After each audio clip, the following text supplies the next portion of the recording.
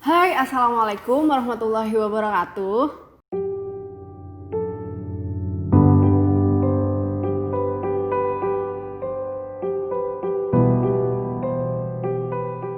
Ketemu lagi ya kita. Semoga teman-teman yang lagi nonton ini baik-baik aja dan sehat selalu. Oke, sekarang kita ke inti video ini dan masih dengan tema yang sama, yaitu tema tentang anak-anak. Dari judul video ini pasti teman-teman udah tahu kan kita mau bahas apa. Nah, di sini aku akan sharing tentang gangguan mental pada anak yang bukan hanya karena faktor biologis. Maksudnya bukan hanya dari faktor genetik atau dari faktor kelainan fungsi otak. Kenapa begitu? Karena biasanya gangguan yang disebabkan dari faktor biologis sudah kentara dan dapat disadari oleh orang tua. Atau bahasanya itu kelainan kongenital. Jadi sudah didapatkan sejak anak itu lahir. Nah, aku pengen nih informasi dari video ini tuh bersifat aplikatif. Jadi kita bisa melakukannya, mengusahakannya supaya gangguan mental itu tidak terjadi pada anak. Atau kalau memang sudah terjadi, bisa segera diatasi. Dan tujuan utamanya adalah supaya orang tua itu bisa memahami kondisi anaknya. Sehingga orang tua tidak sembarang bisa memarahi anaknya karena anaknya berperilaku tidak sesuai dengan anak-anak seusianya. Kalau orang tua nggak bisa paham, nanti pada akhirnya orang tua akan berperilaku sesuai dengan keinginan orang tua, semau orang tua. Yang ada bisa memperburuk kondisi anaknya atau bahkan menimbulkan gangguan yang lain. Ini ya yang perlu orang tua sadari. Karena masa anak-anak ini adalah pokok atau akar yang perkembangan setelahnya nanti bergantung pada masa anak-anak ini. Jadi masa anak-anak itu mempengaruhi masa remaja, masa dewasa, dan usia selanjutnya. Oke, sebelum kita lanjut lagi, sebelum kita lebih jauh, kita mari samakan persepsi tentang anak-anak terlebih dahulu, tentang usia anak-anak. Sebenarnya banyak ya tokoh-tokoh perkembangan yang itu berbeda pendapat tentang usia anak-anak. Dari kalangan ilmuwan psikologi, kedokteran, dan lain sebagainya, itu punya perbedaan pendapat masing-masing dalam hal usia anak-anak. Nah, tapi kebanyakan tokoh mendefinisikan usia anak-anak itu adalah usia 2-12 tahun. Jadi inilah dia 4 gangguan psikologis yang biasanya terjadi pada anak-anak tapi jarang disadari oleh orang tua. Pertama ada hiperkinetik atau perilaku terlalu aktif.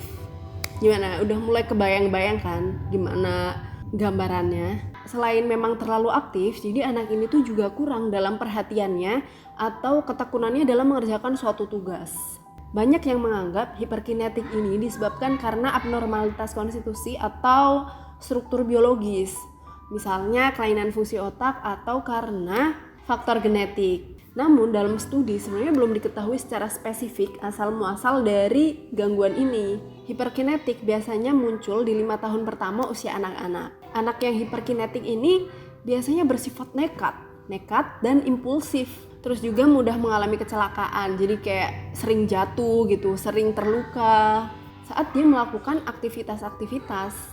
Nah terus anak ini biasanya melakukan tindakan yang indisipliner, jadi dia tuh kayak sering gak disiplin gitu, gak sering patuh aturan. Tapi dia tuh melakukan hal itu dengan tidak sengaja, maksudnya dia gak bersikap seperti itu untuk menentang. Jadi emang benar-benar aslinya emang kayak gitu, gak sengaja, gak disengaja. Yang harus diperhatikan adalah anak ini memang bisa dianggap hiperkinetik ketika dia melakukan hal-hal seperti itu tidak hanya pada satu tempat saja.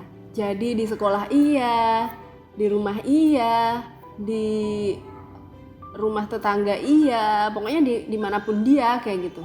Nah, jadi kalau dia hanya berperilaku seperti itu hanya di sekolah saja, mungkin itu karena ada penyebab lain. Bisa macam-macam sebabnya. Bisa jadi karena di rumah terlalu terkekang, kemudian dia di sekolah menjadi hiperaktif, atau karena di sekolah dia bisa bertemu dengan teman-temannya, atau di sekolah dia ingin mencari perhatian dari gurunya. Bisa jadi banyak kemungkinan.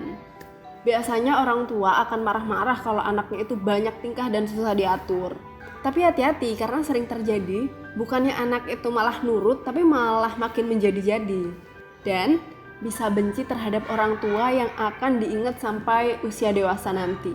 Jadi sebegitu berefeknya ya, bapak-bapak, ibu-ibu maupun calon bapak dan ibu Efeknya emang seperti itu, makanya kita harus hati-hati. Jadi solusinya bukan dengan dimarahi ya, tapi dibawa ke psikolog supaya orang tua mendapatkan edukasi seperti apa perilaku orang tua seharusnya. Yang kedua adalah gangguan makan. Gangguan makan ini sebenarnya ada ya sampai usia dewasa. Ada bulimia nervosa, anoreksia, binge eating, dan lain sebagainya. Tapi kalau pada anak-anak sering terjadi yang namanya avoidant or restrictive food intake disorder atau disingkat AFRID.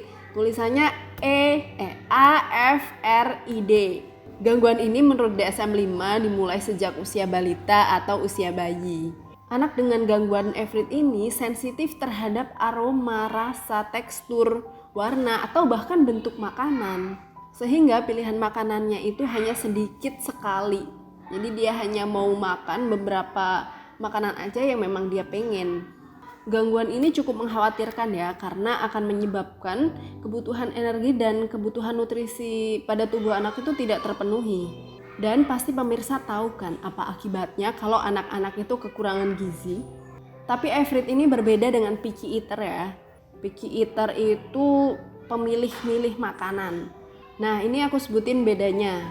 Jadi kalau AFRID itu sangat jarang mau makan, dan kalau mau makan tuh hanya sedikit sekali. Porsinya itu tidak sesuai dengan seharusnya yang dimakan anak-anak.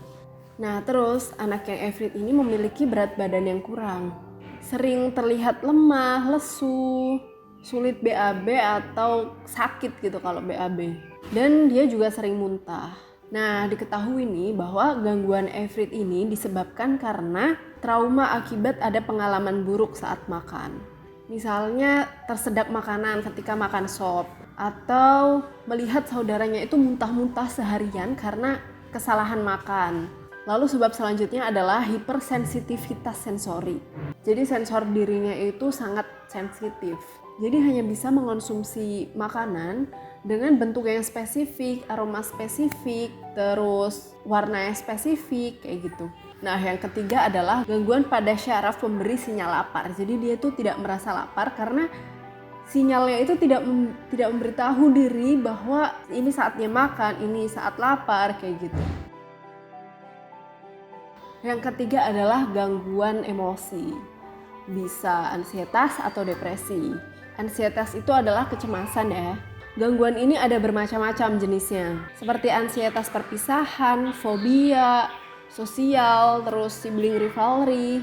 Ansietas perpisahan itu akan muncul kecemasan ketika anak mengalami suatu perpisahan. Atau bisa jadi itu hanya ancaman dari orang tua atau dari orang yang akrab dengan anak itu. Nah harus dibedakan ya ansietas yang wajar atau kecemasan yang wajar dengan yang namanya gangguan. Jadi kalau gangguan itu kecemasannya udah gak wajar.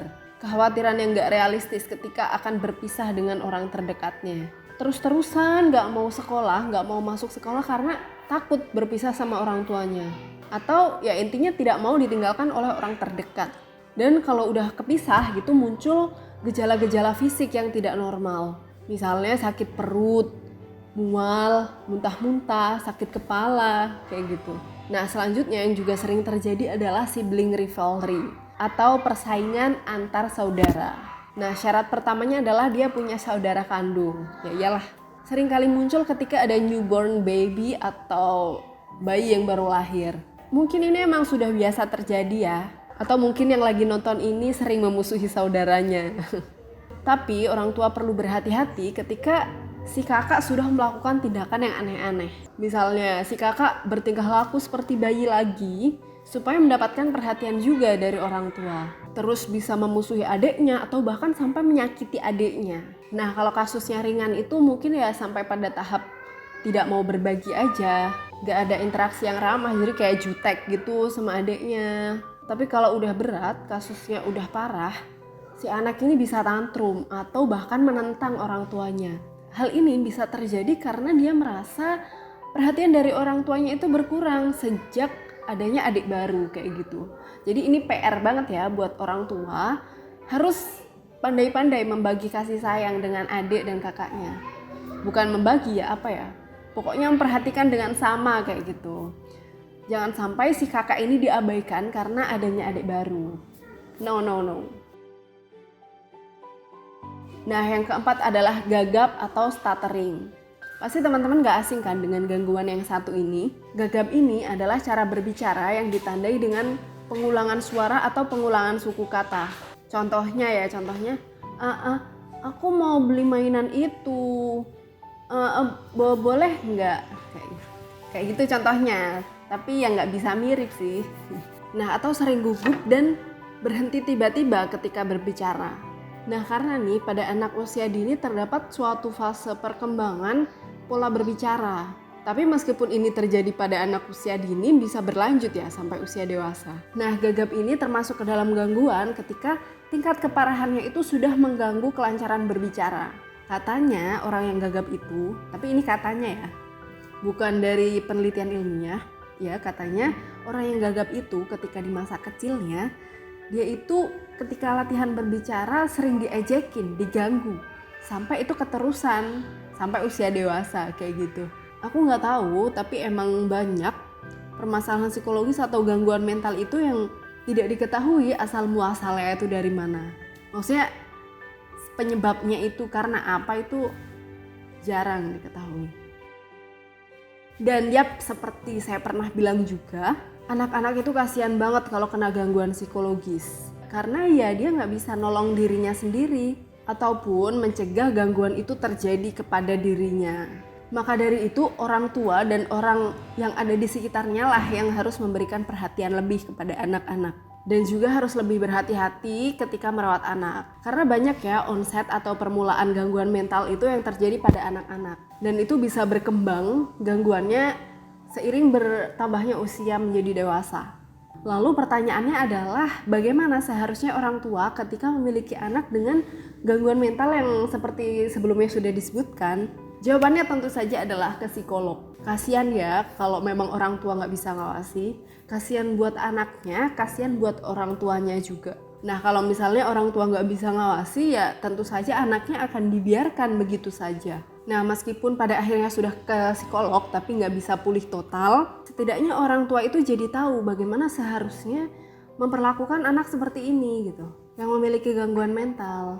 Aku pun di sini nggak bisa memberikan saran secara spesifik karena memang harus ada diskusi lebih lanjut dan lebih dalam supaya tahu betul kondisi anak maupun kondisi keluarganya. Nah gitu ya teman-teman, makasih udah mau nonton video ini sampai akhir. Share video ini kalau teman-teman merasa video ini emang bermanfaat dan siapa tahu ada yang membutuhkan informasi dari video ini. Dan jangan lupa tinggalin like, komen, dan subscribe-nya. Karena aku bakalan seneng banget kalau dapat feedback dari teman-teman. Sampai jumpa ya di video-video selanjutnya. Dadah, I will miss you guys. Dadah.